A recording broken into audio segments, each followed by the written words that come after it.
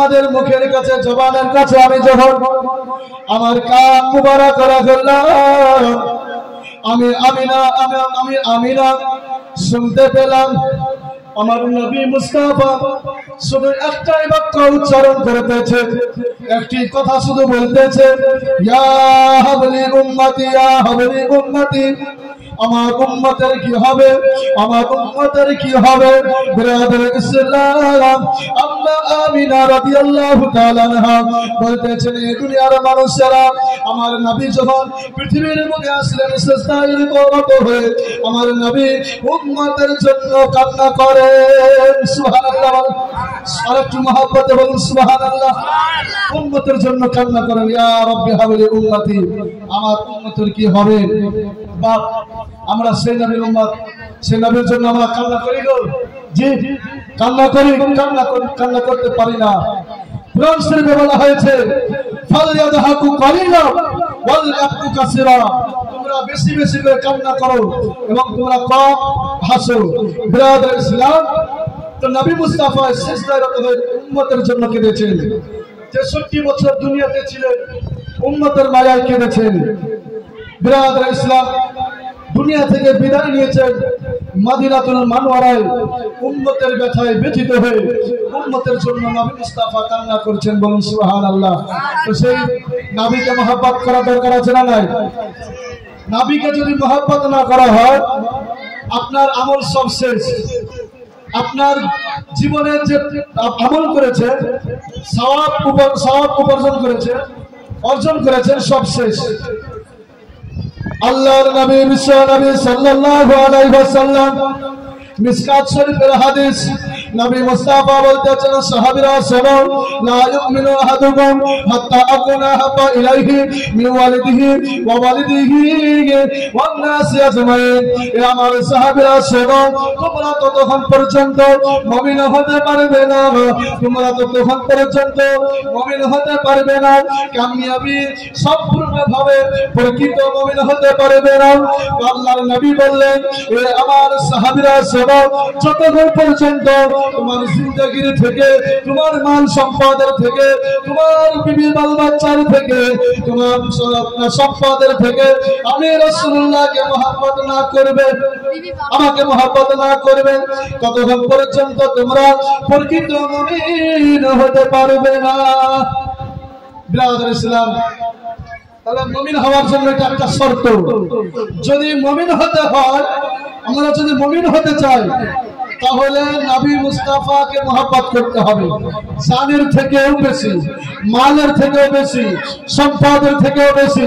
Brother ইসলাম, নবী মুস্তাফাকে যদি মহব্বত না করা হয়, আল্লাহ পাওয়া যাবে না। আল্লাহ পাওয়া যাবে?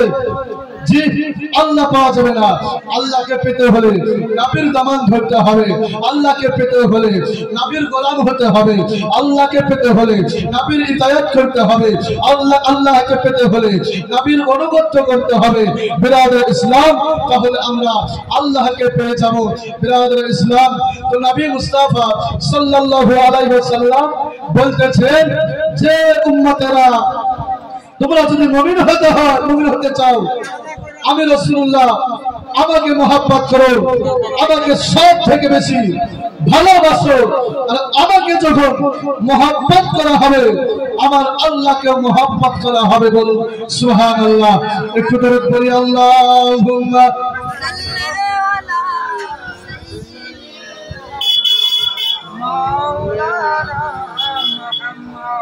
দয়াল নবীজি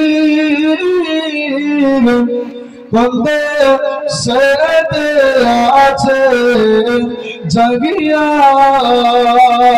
আমার একটু জোরে বলুন সুবহানাল্লাহ, আর একটু মহব্বতে বলুন সুবহানাল্লাহ। দয়াল নবীজি আর বন্দে সেতে আছে জাগিয়া। সিনা চোখের কথা শুনে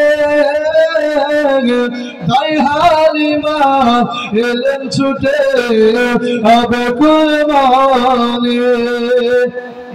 নবীকে দুধ পান করার, নবীকে আপনার দুধ পান করার জন্য মা হালিমাতুস সাদিয়া রাদিয়াল্লাহু তাআলা আনহা আপনার নবী মুস্তাফাকে যখন আপনার মা হালিমাতুস সাদিয়া নিজ বাড়িতে নিয়ে গিয়েছিলেন, কিছুদিন পরে নবী মুস্তাফার সিনা চাক করা হয়েছিল।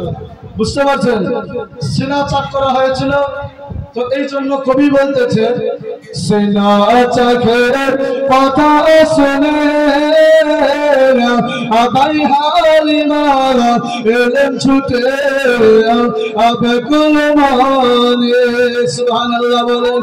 পুরো মাজমাকে দিয়ে ইয়া রাসূলুল্লাহ, ইয়া রাসূলুল্লাহ বলেন। আকাশ কান্দে, বাতাস কান্দে, আর কান্দে চন্দ্র ও সিতারা। আকাশ কান্দে, বাতাস কান্দে, আর কান্দে চন্দ্র ও সিতারা। আর নবী নবী করবে পাই না কেন আজ তোমার আকুন্দে সেতে আছে জাগিয়া গায়ার নবীজি কুন্দে সেতে আছে জাগিয়া। আল্লাহুম্মা